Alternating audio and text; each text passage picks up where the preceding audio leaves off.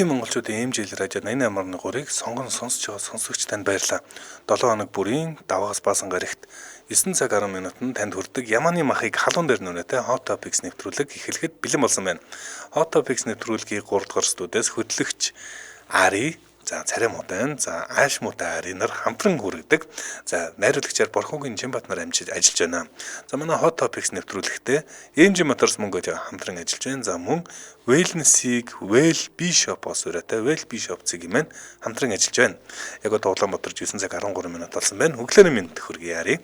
Өглөөний минут сайхан амар уу? Сайхан амарсан уу? Сайхан амарлаа. За тэгээд долгионо 88.3 долгион дээр тааруулаа сонсоо явж байгаа. Тэгээд бас лайв үзэж байгаа ирчүүдтэй Монгол Эрт цэргийн баярын өдөр ирчүүдийн баярын мэндийг хүргэе. За бас ариугундаа хүргэе. Гэхдээ ариугун маань бас яг нэг баяр гэж тооцдог байгаа даа. Гэхдээ би ирчүүдийн баяр гэж тооцохгүй. Цэргийн баярыг бол маш чухал баяр гэж бодож байна. Гэхдээ яг ийм одоо юу гэдгийг уламжлалт баяр биш гэж боддог шүү. Аха. За. Hot Topics нэвтрүүлэг бол таныг дэлхийн мэдээгээс ямар нэгэн одоо хүмүүсийн анхаарлыг татаад байгаа, олонний анхаарлыг татаад байгаа мэдээлэлээс хоцроохгүй байх юм зорилготой нэвтрүүлэг. Тэгэхээр бид хоёр Google Trend гэдэг одоо энэ платформыг ашиглаад сүүлийн 24 цагийн турш улс орнуудад хамгийн их хайлттай байсан хайлтуудыг гаргаж ирээд яагаад энэ хайлтыг хайгаад байна тухай ярьдаг те. Тайлбарлах гэж оролцдог ийм нэвтрүүлэг байгаа.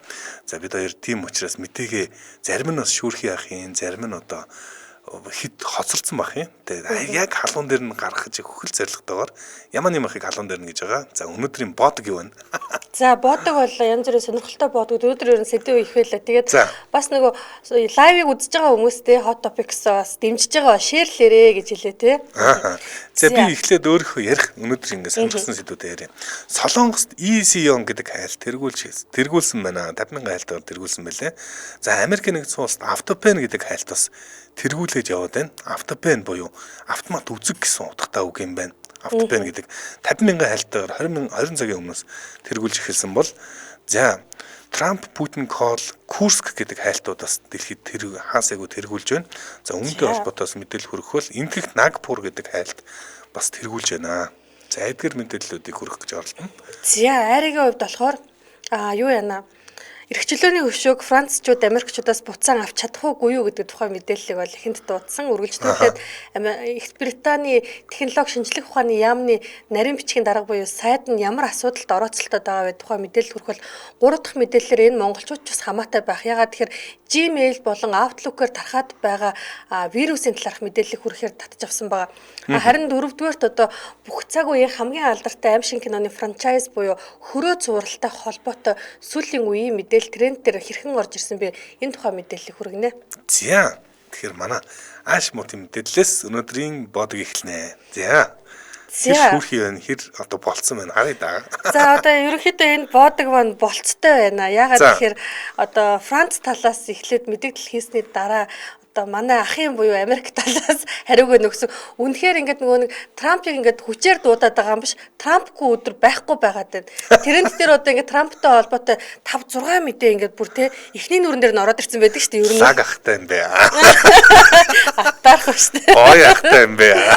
За ингэсэн одоо Францын улс төрч Францын одоо Европын парламентод байгаа Францын одоо гишүүн гэх юм уу? Франц улсыг төлөөлж байгаа гишүүн Рафаэль Глюксман гэдэг хүн одоо Америк нэгдсэн улсад 1800-аад онд дурсгаж байсан тухайн эрхчлөөний хөшөөгөө буцаан авах хэрэгтэй гэдэг ийм мэдээлэл хийсэн. Йоо, юу гэсэн юм бэ? За. За яагаад ийм мэдээлэл хийсэн бэ гэхээр одоо тухайн үеч 1800-аад онд тийм үү Америк улс одоо Их Британий одоо Их Британаас тусгаар тогтносон нэмэт боолчлыг халсан гэдэг энэ ингээд хоёр том үйл явдлыг тохиолдуулаад те одоо дурсгаж бэлгэлсэн энэ одоо нүсэр том бүтээн байгуулалтаа эргүүлэн авах нь зүйтэй гэдэг ийм мэдээлэл хийсэн. Яагаад тэгэхээр Америкчууд яг одоо дарангуулагчтай тийм үү нэгд нийлээд за тэгээд одоо ингээд одоо шинжлэх ухааны эрхчлөөг өгөөсгээд шинжлэх ухаанчдыг одоо ингээд судлаачдыг одоо халаад ажлаас нь халж байна. Ийм болохоор бид нар эрхчлөөний хөшөөгөө буцааж авах нь зүй ёсны хэрэг юм а гэдэг мэдээллийг хийсэн юм байна. Йоо, ямар сони юм бэ те. Тэгэхээр яалтчгүй. Гэхдээ одоо би бас сайн мэдэхгүй юм. Одоо энэ чинь Францууд бол яалтчгүй бэлгэлсэн. Гэхдээ энэ суйрлуулах нь бол Америкчууд хийсэн гэж ойлгоод байгаа. Тэгээ одоо энийг нь Франц одоо хэн шийдэх юм? Францын засгийн газар шийдэх юм уу? Одоо энэ чинь нэг хоёр инженер санаачлал хийсэн байдаг санаад байна те. Мэдээж энэ чинь нэгдсэн улсын засгийн газрын өмч болохоор Өмч болцсон уугүй юу гэж асуусан юм. Тэгэхээр аль биесны өмч болохоор одоо өхгүй гэдэг хариултыг бас их айхтар хийсэн мөлий. За одоо би хариултыг хэлье л да. За ингээд яг одоо цагаан ордны хэвлэлийн төлөөлөгч Каролин Левит гэдэг одоо нэг шаргал устай царайлаг бүсгүй байдаг да. За энэ бүсгүй маань даваа гарагт хийсэн хэвлэлийн бахварлын үеэр ингэж мэдэгдсэн. За мэдээж эрхчлөөний хөшөг Франц улсад буцаан олгоохгүй. Тэр тухайн ингээд нэр усан ч тодорхойгүй тэр доод түвшний Францын ингээд улс төрчид хандаж хэлэхэд Америкийн нэгдсэн улс байгаагүй бол танаа Францчууд Германаар яг одоо ярьж их байсан гэдгийг чинь сануулмаар байна. Амар нөө. Юу. Одоо хүмүүс одоо аль биесны хэвлэлийн төлөөлөгчд ингэж хэрэлдэг болсон юм уу те? Тэгээ одоо би яг politico.com гэдэг одоо энэ нэлийн алдартай том сайтыг хараа сууж штэ. Тэнгүүт ингээд яг ингэж хэлсэн би бүр энийг ингээд уншичаад өөрөө вау те. Эхлээд яг Трампын үг юм болов гэсэн чинь бүр цагаан ордны хэвлэлийн төлөөлөгч гэж юу болоод байна? Америкийн нэгдсэн улс байгаагүй бол танаа Францчууд яг одоо Германаар ярьж байгаа байсан гэдгийг чинь дахин сануулъя гэж байгаа байхгүй.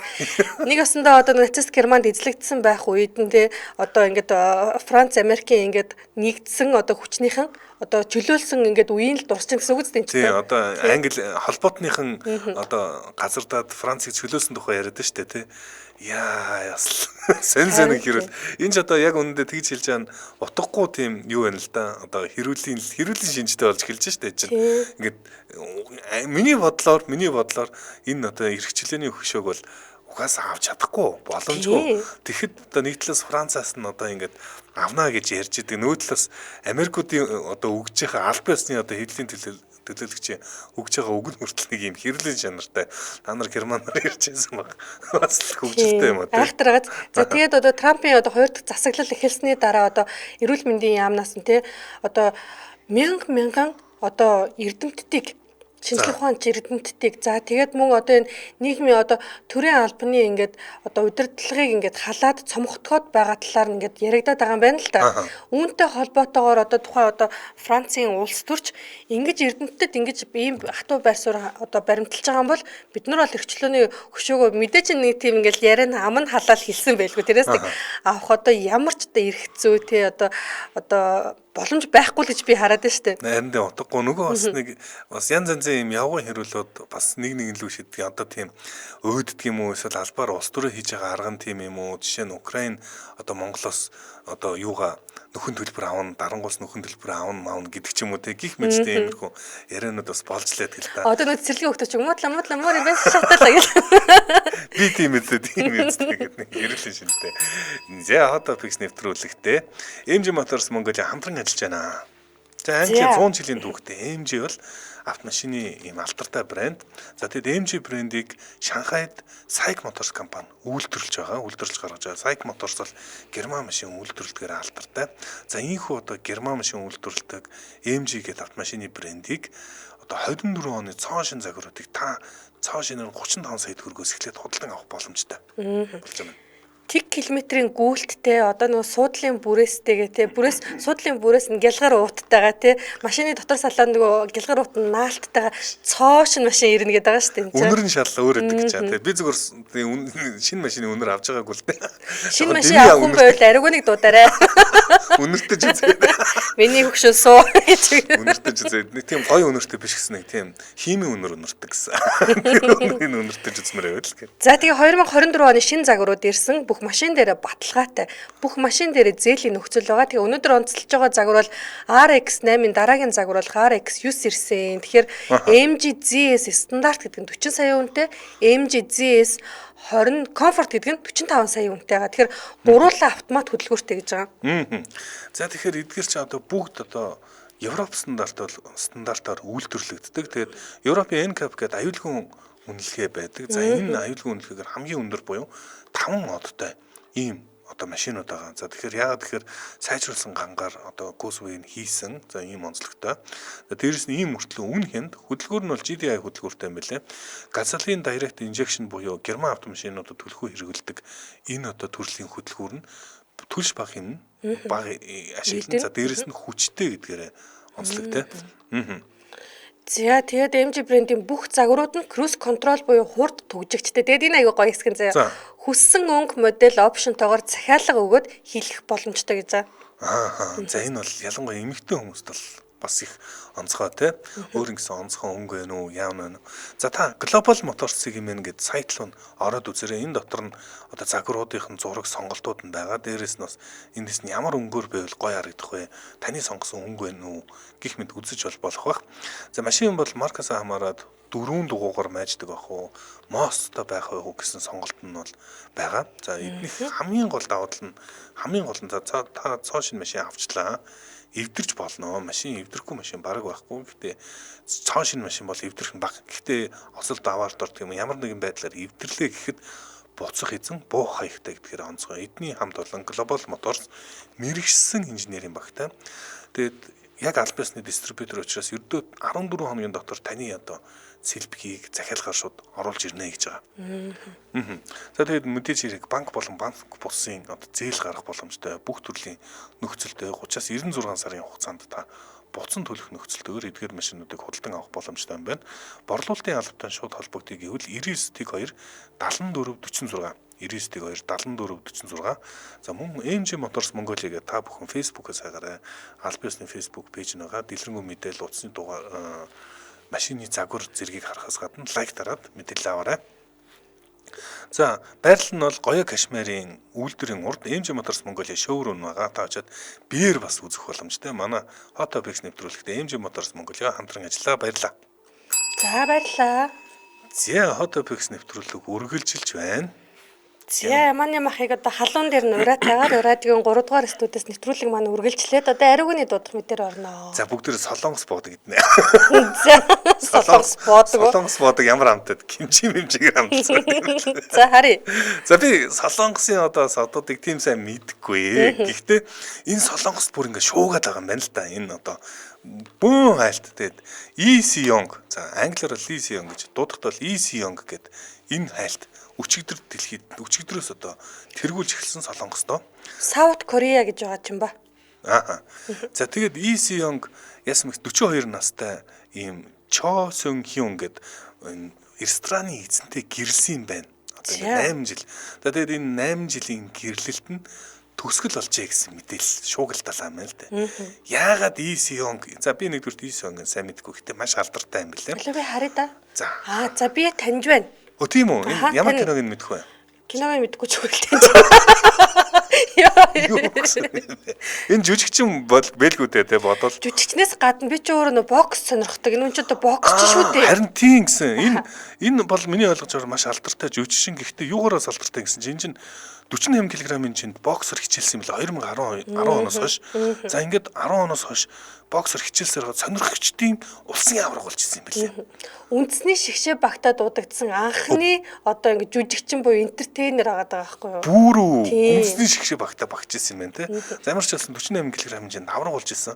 За ийм одоо үзэсгэндээ бүсгүчтэй боксер болно. Харин тийм ээ. Тэгээд нэг одоо эн чинь аяга царайлах хөрх хөвхөн байгаа даа шүү дээ юм уу? 48 кг гэхэр чинь те. Тэгсэн чинь одоо нэг entertainment одоо нэг юу нагаа штэ компани нь бөө айдас хүйц заяа нүүр амбал бүлт зохиолч байгаа заяа. Үгүй харин тийм энэ ч одоо өглөөхөн чинь ба бид хоёр ярьжлаа. Энэ одоо хүмүүс чинь ингээд яагаад залуу харагдаад байдаг юм бэ гэсэн чинь нөгөө энэ чинь нүүр царайгаар мөнгө олж байгаа юм чинь эндээ хөрөнгө оруулдаг гэсэн. Тэгсэн чинь бокс тачаад ингээд хамгийн хөрөнгө ордог юм уу ингээд зодуулаад тахарч эрсдэлтэй юм аа тийм. Харин тэгээ хамгийн анх энэ чинь нөгөө кинонд тоглохын тулд заяа. Одоо ингээд боксчийг дүр бүтээх гэж боксер ингээд 2010 онд хичээлж эхлээд тэгээ бүр дурлаад юу нөгөө карьер жүжигчин мүжигчнээ мартаа заяа. Тэгээ бүр бокстэй бүр ингээд эргэлт буцалтгүй ингээд амтанд нь ороод тэгээ явсаар хаад одоо 48 кг-ийнхаа жиндээ үндэсний шигшээ багтаа орсон гэж байгаа байхгүй. Үндэсний шигшээ багтаа дуудагдаад Инчоны Азийн наадам билүү дээ. Азийн наадмаас ямар нэгэн байдлаар тэгээ нөгөө төрийн талбайгаа ингээд мандуулаад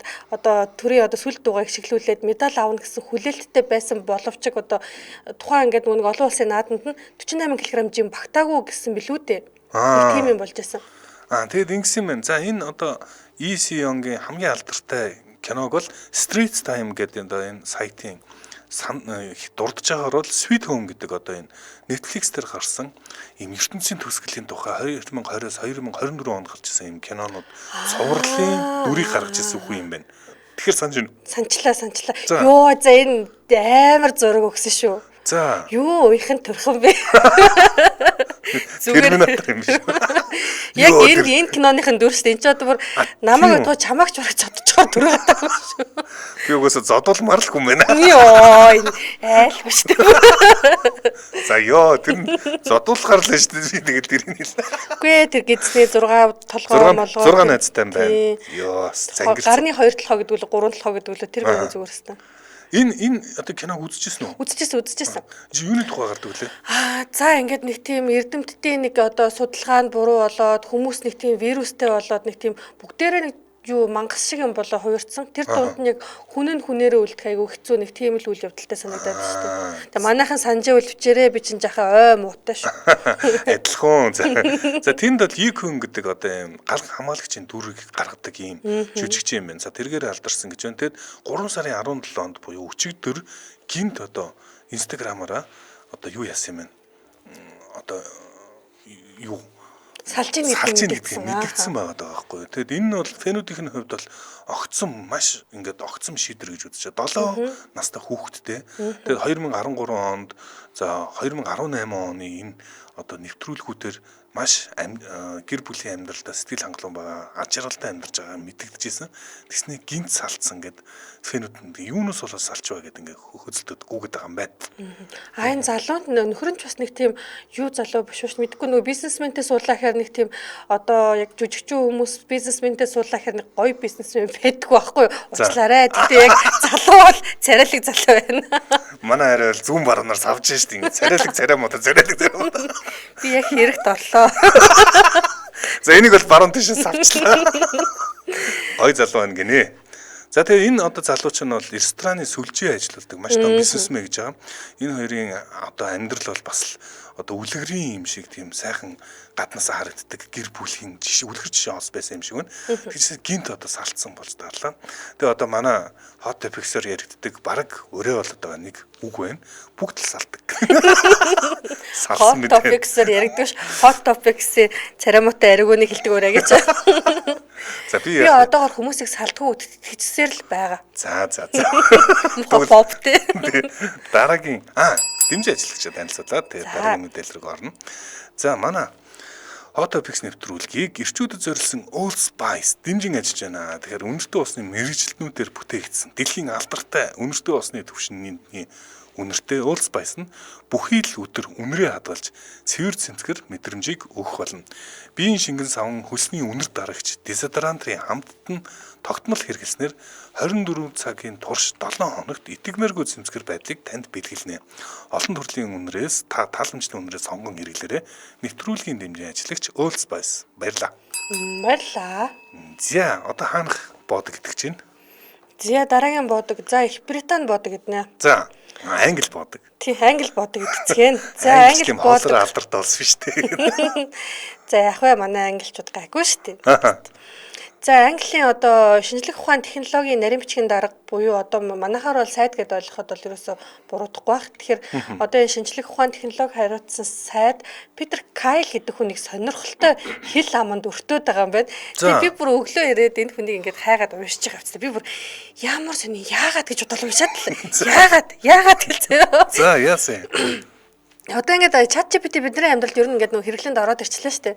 Заримдаа ингээд залхуурсан үедээ ингээд тэгээ би одоо ингээд заримдаа нэвтрүүлгийнхаа зохиолыг бичүүлэх гэж үзтээ. Угаасаа байнгут гэж. Тэгээд янгот ChatGPT ингээд одоо энэ бүхэл бүтэнтэй Их Британь гэх төрт улсын одоо шинжлэх ухааны технологи хариуцсан сайд маань ChatGPT хитрхийг хэрэглээд байна гэдэг ийм хэл аманд ороод заяа. За тэгээ британчууд өөрсдөө яагаад байгаа юм бэ гэхээр биднэрт энээс илүү сайд хэрэгтэй байна гэдэг ийм ингээ хөдөлгөөн өрнөд байна. За Питер Кайл гэдэг хүмүүс маань юу хайсан бэ гэдгийг би одоо хэлж өгье л дөө. За ингэ нэг ChatGPT рүү одоо хүмүүс ороод янз бүрийн асуудаг штэ. Тэгсэн чинь quantum гэж юу вэ гэж асууж байгаа юм заяа. Тэгээ antimatter гэж юу вэ? Дэлгэрүүлж тайлбарлал нөгөө гих мэтэр ингээд нөгөө нэг алхам тутандааг энгийн үшиг л ингээд хэрглэж байгаа штэ. Оо ямар сони энэ ч одоо энэ сайтын хайлтуудыг хүмүүс мэдээд байгаа гэсэн юм. Харин тий наадах чинь би гайхаад яагаад гэдэг байгаа байхгүй. Хүү ChatGPT устгах уу яа? Хин түүх устгадлаа гэдэг бүр айгүй мөр сонирхолтой. Тэнгүүд энэ мэдээлэл дээр байхгүй. За тэгээ үргэлжлүүлээд ингээд юу асуусан бэ гингүүд одоо. За ингээд бизнесүүд яагаад ингээд хиймэл оюун ухааны хэрэглэхгүй байна. Тэднийг яаж хэрэглүүлэх үү гэж үргэлжлүүлсэн. Би ямар подкастэнд орвол дээр вэ гэх юм. Ямар эвгүй бэ энэ ч одоо тэгээд хамаг юм багаас нэг тийм шалдан үнэн гэдэг шиг хамаг ингээд нэг юм ингээ олоо мэдсэн. Йоо миний ChatGPT яриа задруу баалрах юм. За задлаа шүү манайхан задлаа шүү. Тэгвэл бас нөө юугаа одоо браузерын history-г устгадаг шиг ChatGPT-гийн бас history-г устгаж сурах хэрэгтэй болж байна. Гэхдээ сони юм а тийм. Их Британий ерөнхий сайд хүний одоо prompt гэж нэрлэдэг байгаа. ChatGPT харьцсан одоо бичрүүдийг prompt гэдэг промптууд нь задарч байгаа юм тэгэхээр эсвэл энэ одоо албаны ChatGPT-гээр тэгж хайсан байж болж таа. Эсвэл нийтийн хэрэгцээний ChatGPT-гээр магадгүй хайсан байж магадгүй л. Тийм. Одоо жишээ нь манай компани ч дундаа нэг ChatGPT дээ. Тэгэд нэгнийхээ хайсан айлтыг би та нарыг юу хайдгүйгээ хардсан шүү дээ. Тийм завтай гэж байсан. Би бас яг нэрээ энэ ааш мутныг тийм юм хийж байгааж магадгүйд хардчихлээсэн л да. Гүмд юу хайж байгаа болоо гэдэг. За, Guardian сэтгүүл дээр гарсан мэдээллийг би яг одоо хараа сууж байна. Тэгэхээр одоо Peter Kyle гэдэг шинжлэх ухааны технологи хариуцсан нарийн бичгийн даргын хувьд болохоор өөрөө хиймэл оюун ухааныг ингээд те засаг төрийн хэрэглээнд улсын хэрэглээнд оруулах ингээд нэвтрүүлэхийг маш их эрчимтэй дэмждэг хүн юм байна. За тэгээ ядахад өөрөө салбарын сайд шүү дээ шинжлэх ухааны технологи гэдэг. За тэгэнгүүт Британий одоо ерөнхий сайд Keir Starmer-ийн хувьд за ер нь одоо тийм үү цаашдаа манай улс одоо ингээд төрийн хэрэглээнд хиймэл оюун ухааныг өргөн хүрээгээр хэрэглэх болно. Ингэснээрээ бид нар дор хаяж 45 тэрбум фунт стерлингийг хэмнэх боломжтой гэдэг тооцоол гарсан гэдэг ийм мэдээлэл хийсэн үетэй зэрэгцээд технологийн сайд нь өөрөө ингээд би ямар подкастэнд орох өөхөө гэж асуугаад хэрэг дураад байгаа байл л дээ. Цааварч ямар подкаст байна? Надад аяв зөхгүй байдаг. Гэхдээ энэ ChatGPT-гээр нэр бас ингээд одоо би ингээд бүтэн жилийн турш баг ингээд ChatGPT ашиглажлаа штэ. Энэ ChatGPT ашигласан ChatGPT-гээс чи яг чин үннээсээ надад яг амьдралын яг би ямар хүн бэ? Би ямар алдаа гаргаад байна ч гэдэг юм уу те. Бүр юм гүнзгий асуулт асуухаар тантай хизээж ярьж байгаа юм шиг амар сонь бүр санаанд оромгүй хариултууд өгд юм бэлээ. Тэр чинь ингээд жилийн турш ингээ би харилцлаа асуулт асуучлаа шүү дээ тий. Тэгээ та бол одоо жишээ нь ерөөсөө нэг юмыг тогтож үздэггүй хүн ийш тийш өссөн л хүн гэл намайг шууд хэлж байгаа юм чинь. Зүүн бэлэгтэй шиг аа юм уу? Зүүн бэлэгтэй шууд зөвлөж илээ. Тэгэл би орог ChatGPT-г шүтэл за намайг тэгээд ингээд ямар подкаст нэвтрүүлэгт өнөөдөр би юу яриул зүгээр байх уу гэж асуудаг болсон. Зөө ChatGPT-гээс гэтээ ер нь хүмүүс их хэрэгэлдэг болсон билээ л дээ. Ялтчгүй ингээд одоо ятад энэ чинь нөгөө монгол хэл дээр их түлхүү ашиглах боломжтой болсон болохоор хүмүүс ChatGPT-гээс юм асуугаад скриншотлол энэ тэнд оруулдаг болсон байлээ. Ааха. Зя англ бодог ямар байцгаа манайхан комментэр үлдгэрээ. За Facebook, YouTube-ээр та бүх хүмүүс ороод үзэж болно, комментэр үлдгэрээ. Манай нэвтрүүлгийг бас таалагдж шеэр хийж байгаарай. За дараагийн мэдээлэл орно. Энэ Америк бодог юм байна. Америк бодог л ер нь ихтэй орж ирэх юм да тий. За Америкт бид түрүү хэлсэн автоpen гэдэг хайлт 20 цагийн өмнөөс эхлээд трендлээд эхэлсэн. Америкийн нэгдсэн улсад яг одоогийн байдлаар 50,000 хүн автоpen гэдэг хайлтыг хайгаад 1000 хүн өсөлттэйгээр Америкийн нэгдсэн улсад 7-д бичигдэж байна. Хайлтын доогоор. За энэ ямар учиртай юм бэ гэд авто үзэг гэсэн үг. Тэгсэн чинь бас Трамптай л холбоотой. Ерөөсө бүх юм Трамптай л холбоотой болж тараад байна. Трамп юу гэсэн бэ гэхээр Америкийн нэгдсэн улс за Монгол улс ч гэсэн адилхан ерөнхийлөгч өршөөд үзүүлдэг. За ямар нэгэн гэмт хэрэг хийсэн ялтангуудыг өршөөх хэрэг зөвхөн ерөнхийлөгчд байдаг. За тэгээд тэр тусмаа Жо Байден хамгийн ингээд асуудалтай байсан жишээ нь хүүгээ гэмт хэрэгс болсон тохиолдол гарсан. Гэх мэтчлэн нэлээд олон хүмүүсийг одоо хоригдлуудыг ялтан юу яасан баг өршөөсөн баг тийм өршөөсөн баг. За ингэсэн чинь Трамп түүнийг юу гэсэн бэ гэхээр түүний Жо Байдны өршөөсөн хоригдлуудын олон хоригдлуудыг авто үзгээр буюу өөрөө бичээг байна. Өөрөө гар үсэг зураг байна. Гар үсэг зурагтай. Өөрөө гар үсэг зураг байна. энэ зүгээр ингээд Жо Байден бол унтчихийдэг бараг шахуу одоо ингээд зүнцэн өвгөн гэж одоо ухаандаа хэлэх гээд байна шүү дээ. Тэгээд энэ хугацаанд өөрийн мэдлэггүйгээр биш зүгээр хүмүүс нь бараг ингээд гар үсэг сурцсан юм шүү. Ямар айхтар тий. Truth social media-гаар ингэж Трамп мэдгдсэн байна. За тэгэхээр чи бас хэрвээ үнэн бол бас айгүй аюултай байхгүй. Манай улсын хурлуудаас одоо байхгүй үед өмнөөс нь кроп тарчдаг гэдэг шиг. Гэхдээ энэ чинь одоо хоригдл өршөөх тухай ярьж байгаа шүү дээ. Маш чухал юм асуудал төр Трамп Байден өөрөө ингэж бичээгүй юм биш үү гэдэг юм асуудал. Трамп дэвшүүлсэн сошиал медиагаараа. Эсвэл зайлвал нас нь өндөр болсон гарын салгалаад зүгээр ингээд тамгаар ингээд дараад исэн болов. Магадгүй шүү дээ энэ ч тоо. Гэхдээ яг тэгэд BBC бол ингэсэн байлээ. Энэнийг бол яг юм баталгаа бол байхгүй. Гэхдээ Байденч дээр Трампч дээр аль алины үед нь ийм нөгөө автопен буюу авто үзэг ашигласан тохиолдол бол байна. Энэ бол бүрдэгдсэн байна гэсэн. Гэхдээ чухам яг Байден өөрөө ийм хэнийг өршөж байгаа тухай мэдчихсэн үү мэдээгүй юу гэдэг тухай мэдгүй байгаа. Тэр тухай мэдэх бол боломжгүй байгаа. Хэрвээ мэдээгүй те ингээд нөгөө тушаалыг уншаачгүй юм уу тэр нөгөө автомат үзгээр дарагдаа явсан бол энэ бас тэгээд том асуудал гарна л да. Одоо чинь Трамп гой одоо Байдены эсрэг ер нь нэлээд тийм одоо кампанит ажил өрнүүлээд байгаа шүү дээ. Жишээ нь ингээд дөнгөсөө ярьсан тийм хүүгийнх нь асуудлыг ингээд Байден өршөөсөн. Гэвч Трамп ингээд хүү охин хоёрын нөгөө орхиотой араанда 100 гэдэг шиг одоо болтол Байдены хүү охин насанд хүрсэн хүү охин хоёрт нь одоо төрөөс хамгаалт гаргаад өгсөн байсан юм байна. За. Тэгсэн чинь одоо Хантер Байден буюу том хүүгийнх нь тэр одоо Өмнөд Африкт амраад явж байгаа юм байна л да. Тэнгүүд төрийн санхүүжилтээр 19 хамгаалагч дагаа явжсэн. Йоо. Тэрнийг ингээд цуцлаад. За тэгээд тэр Ashli Biden гэдэг охин дээр нь 13 хамгаалагч байсныг цуцлаад. Ингээд одоо ингээд энэ хүмүүс ингээд төрөөс хамааралгүй одоо тий манайх ингээд илүү ингээд зардал гаргах шаардлагагүй гэдэг ийм аль бие усны мэдээлэлгээд бас тренд дээр ороод ирсэн л лээ. Йоо, юу гэсэн юм. Энэ шингэхдээ бас ер нь улсын ерөнхийлөгчөөс юм чинь том шийдвэрүүд гаргаж байгаа олон дайсан хураах магадaltaй. Тэгээ яалтчгүй л төрийн хамгаалт нууг нь авах хэрэгтэй байгаад байдаг. Тэгсэн чинь одоо ялангуяа гэр бүлийнхэн шүү дээ. Тэрийг нь одоо ингээд болиулчихж байгаа юм тий. Загсал сонь юм үзэж шүү. Одоо Барак Обамагийн үед чинь бол хамгаалтын нэлээд удаан байлгасан санагдаад шүү дээ. Байден бол тийм үү те. Тэр хоёр яг нэг нам биз дээ те. За Трамп бол баг бүгд найрамдах нам гэж хэлэхэд ч хэцүү юм шүү. Энд чинь ерөөс нам улс төрөөр ерөөсөө яваагүй. Тэгээд бизнес хийж чад ороод ирсэн юм байгаа те. Манай ахын дээр тэнгэрлээ. За танаа ах ч гэсэн мундаг юм аа. За манай айрын мэн Трампаараа атна юу бахархаж байгаа орондор бүгдээрээ хамтран ажиллаж байгаа танилцсан. Намаа бахархаж байгаа орон чи ганцаараа ярьчих юм уу? Би энд бахархаасан чинь. Wellness-ийг Well Bishop-оос өрөө те. Well Bishop эмэн хамтран ажиллаж байна.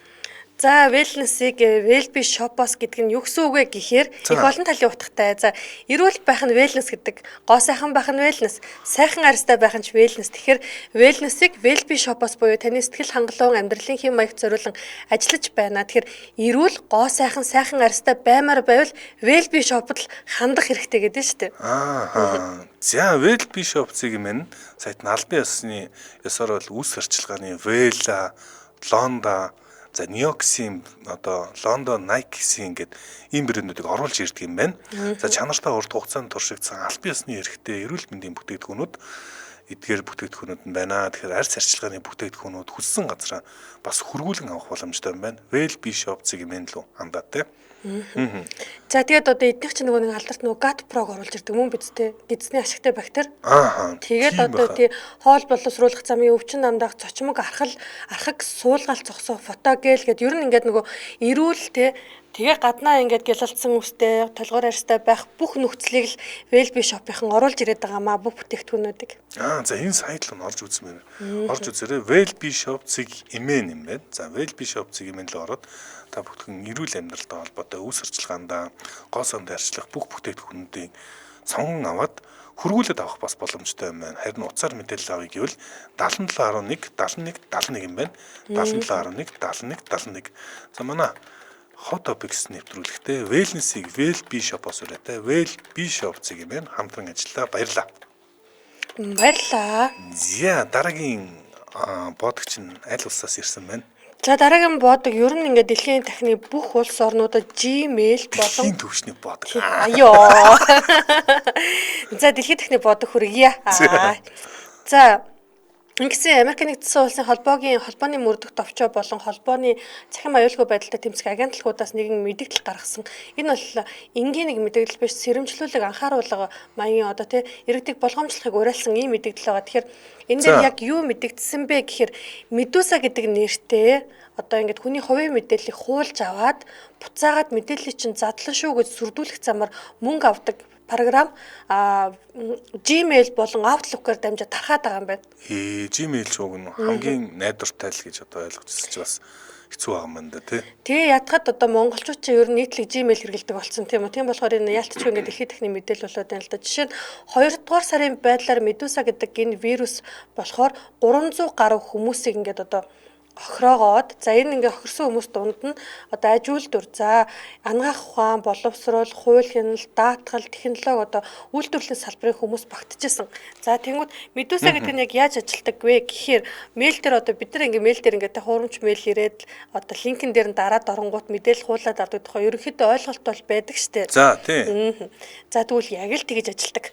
За тэгээ мэдээллийг хуулж аваад 48 цагийн дотор тухайн одоо мэдээллийг хуулж авсан иргэнтэйгээ холбогдоод за одоо би чамтай ингээд холбогдох нь шүү дээ. Аригуна 48 цагийн дотор ингээд те миний дансанд захин мөнгөөр за крипто валютаар заяа $10,000 ихгүй бол нүцгэн зургийг чинь цацсан шүү ч гэдэг юм уу те. Цацахгүй юу?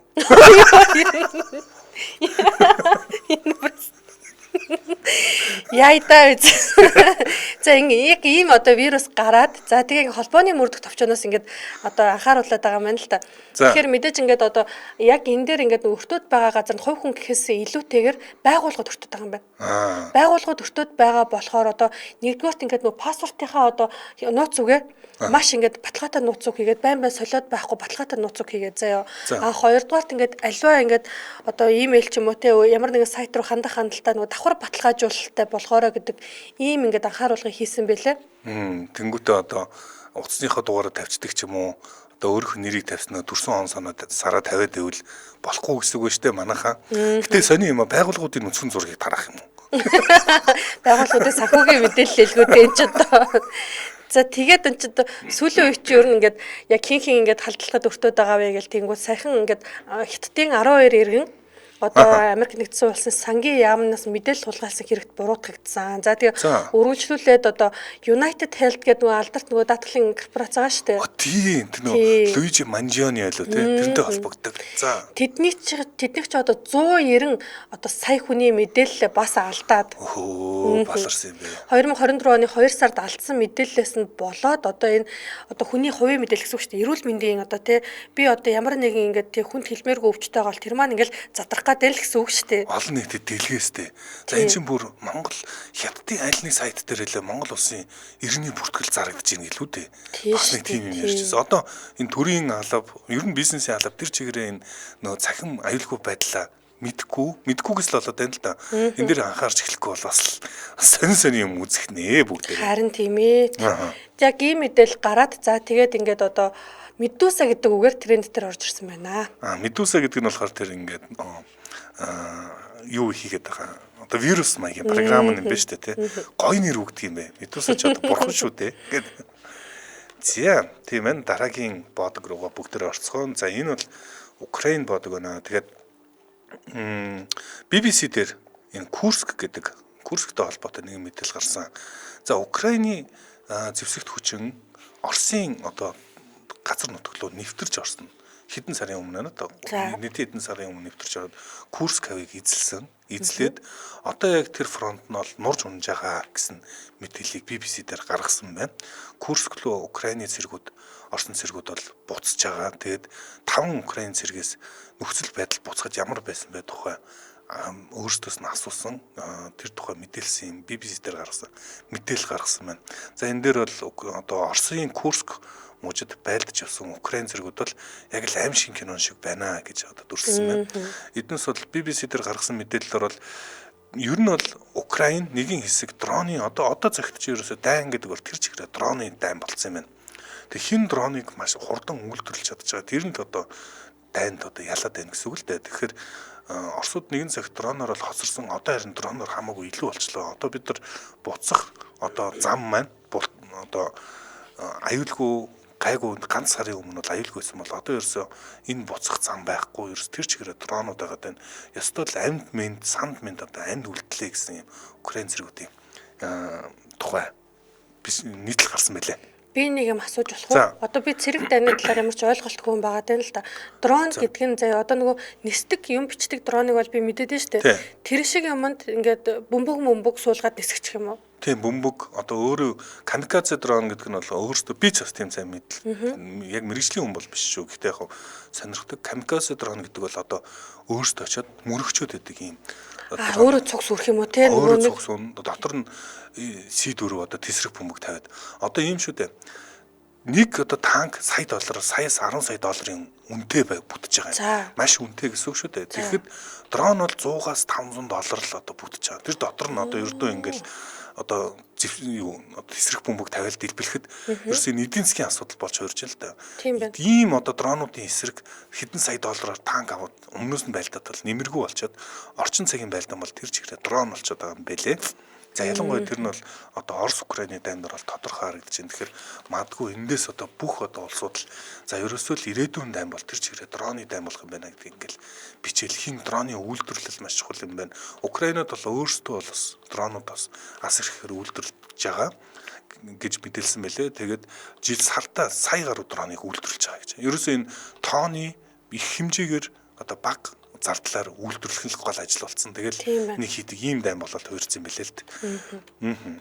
За одоо бид нар чинь Терминатор гэдэг кинон дээр чинь ингээд янз янзын роботууд нисээд байдаг том хүнд төмөр одоо роботууд нисдэг гэж бодсон чинь яг цагаад талсан чинь тийм биш маш хөнгөн хонцраар хийсэн нисдэг ийм дронууд чинь хамгийн аимшиг дагуулсан тийм зэвсгүүд болоод хуурчиж байгаа юм л да. Амар юм бэ тий. Зя дараагийн мэдээлэл рүү бүгдээ орцгоё. Сүүлийн үрийг бичсэн байна.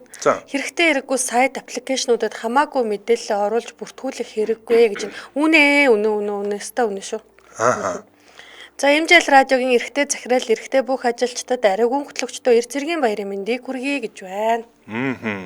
За амбоо юмуд байлдааны дрон бичил онгоц шиг хэлбэртэй харагдаад байсан уу гэсэн байна. За тэрийг сайн ойлгодгүй тийм л юм байлгүй дээ. Бас сайн мэдгүй байна. За дараагийн мэдээлэл за чи хөрөөгөө цуврал үзчихсэн үү? Үзчихсэн. Нэгийг л үзчихсэн баг. Тэр ер нь ингээд нэг жоохон тийм хэцүүл үзчихсэн санаж байна. Айгу яа. Айсан дэше дарамттай нэг тийм би стресст ч л үзээд байдаг кино шүү дээ. Тийм үү. Одоо дэлхийд даяараа маш олон сая үзэгчтэй хөрөө цувралын 11-р анги гарах гэж байсан юм байна. Бүр 11 ангид болсон юм уу? Тэгээ дэлхийд даяар чинь бүр нэг тэр бөмбөг болсон. Би нөгөө аим шиг кино сонирхдаггүй болохоор фиаско нөгөө юун дээр тренд дээр хөрөө гэдэг одоо хөрөө буюу соо гэж орж ирэнгүүт нь дагаж ороо харлаа л да. За тэгсэн чинь 2025 оны 9-р сард энэ киноны 11-р анги гарна гэдэг ийм юу нь гараад одоо 5 зарлагдаад гэдэг нөгөө үнэн ч үзэгчд байгаа штэ энэ ч одоо тэр хүмүүс гараад байна шүү дээ. Хүлээгээд байжсэн чинь дөнгөж саяхан заяа 2 одоо энэ сард гэсэн үг аахгүй юу 25 оны 3 сард цуцлагдчихлаа. Болж гинэ. Яг жинхэнэ үнэн дугаараас. За тэгээ энэ цуцлагдсан бас айгүй сонирхолтой байна заяа. За хөрөөгийн 6 дугаар анги дээр нь одоо тэр Джон Крамер гэдэг тэр нэг ийм том хацартай баг зүүцэн нэг алуурчин байдаг шүү дээ одоо гол дүр гэх юм уу. Тэр нь юу даатгалын компани захирлыг барьж аваад заяа ингээд хөнөөж байгаа тэр нэг ингээд даатгалд хохирсон хүмүүсийн өш хонзонг авж байгаа тийм юм гардыг байна л та. Тэгсэн чинь яг энэ үйл явдал нөгөө алдарт United Healthcare-ийн нөгөө нас барсан захиралтай холбоотой төстэй юм шиг ингээд болоод буцаж ингээд сөхөгдөж хэрүүл маргаан дэгдээд тэгээ явсараад Lionsgate одоо production компани ингээд хөрөө цувралын 11-р ангийг тодорхойгүй хугацаагаар хойшлуулсан буюу ер нь бол цуцлагдсан гэдэг ийм мэдээлэл цэцэгдсэн байна. United Healthcare гэдэг одоо тэр даатгалын эрүүл мэндийн даатгалын компани чинь юу одоо ерөнхий гүйцэтгэх захирлын зүгээр гудамжаар явж байгаа хаалцсан. За энэ алсан залуу нь болохоор Луижи Манжионе гэж нэг залуу болж таарсан. Тэр залуу нь амар тийм бас одоо юу гэх юм эрэгтэйгээр хандсам гэдэг одоо царайлаглаг залуу болж таарад тэг хүмүүс баг тэр алсныг нь баг зөвтгөөд гээд бөө юм болж исэн санаж байна. Тэг тэр санаагаа хөрөө киноноос авсан байж магадгүй гэсэн санаа. Яг тийм утгаар бол байгаагүй. Гэхдээ яг тэр 6 дугаар анги дээр нь одоо тэр Джон Крамер буюу гол дүрийн алуурчин болохоор одоо эрүүл мэндийн те даатгалын компани ингээд захирлыг барьж аваа те ингээд тэр чинь нэг тийм тамал зовоосон нэг тийм балаа кино штэ цус нүжийн насгаруулсан яг тэгж байгаа тийм үйл явдал гардаг. Тэгээд нөгөө цуцлагдсны нь болохоор дөнгөж сайхан болсон одоо тэр аллагын ингээд бодит амьдрал дээр болсон аллагын хэрэгтэй холбоотойгоор энэ ингээд хөрөө ингээд нөгөө нэг орооцолтоод байгаа болохоор цуцлагдсан байх магадлалтай гэдэг ийм мэдээлэл бол билээ. За тэгэхээр нөгөө Андрю Тейтийг бас буруутгаад байгаа төстэй юм байна шүү дээ. Андрю Тейтээс болж гэмт хэрэг гараад байна гэдэг шиг тэр үйл хэрэг бас энэ хөрөө киноноос санаа авч байж магадгүй юм байна. Нэрээ бодсон чинь. Гэтэ тэр чинь 6 дугаар анги дээр ингэсэн шүү дээ тий.